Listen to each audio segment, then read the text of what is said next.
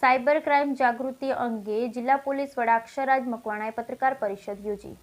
Cyber crime સુરક્ષા અંતર્ગત જિલ્લા પોલીસ વડા અક્ષયરાજ મકવાણાએ પત્રકાર પરિષદ યોજી. બનાસકાંઠા પોલીસે સાયબર ક્રાઇમનો ભોગ બનેલા અરજદારોને 2 કરોડથી વધુની રકમ પરત અપાવી. સાયબર ફ્રોડ બાબતે સાવચેત રહેવું અને ત્વરિત પોલીસનો સંપર્ક કરવો. જિલ્લા પોલીસ અધિક્ષક શ્રી અક્ષયરાજ મકવાણા. બ્યુરો રિપોર્ટ ભરત ઠક્કર, બનાસકાંઠા.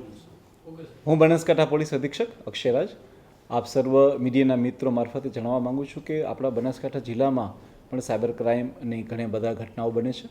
આ જે ઘટનાઓ બને છે તેમાં જે મુખ્યત્વે જે ફ્રોડ હોય છે તેમાં કોઈને કોઈ માણસ જે છે એ કોલ કરી અને OTPના પાસવર્ડ મોકલવા, કોઈ લિંક મોકલવી, આ ઉપરાંત જે છે OLXની વસ્તુ મારફતે કોઈ કરાવવું, KYCનું ફોર્મ ભરાવવું કે આવી બીજી કોઈ લિંક મોકલી અને અલગ અલગ રીતે આપણા જે માણસો હોય છે કે જે લોકો શિક્ષિત પણ હોય છે ને ઘણા કિસ્સામાં જે લોકો ઓછું ભણતા હોય છે તેમને બી ડરાવી, ધમકાવી અને પોતે કોઈ અધિકારી છે તેઓ બી ખોટો રફ જમાવી અને હાલના સમયમાં AI ટેકનોલોજીનો યુઝ કરીને ઘણા બધા સાયબર ક્રાઇમના અપરાધો બનતા હોય છે.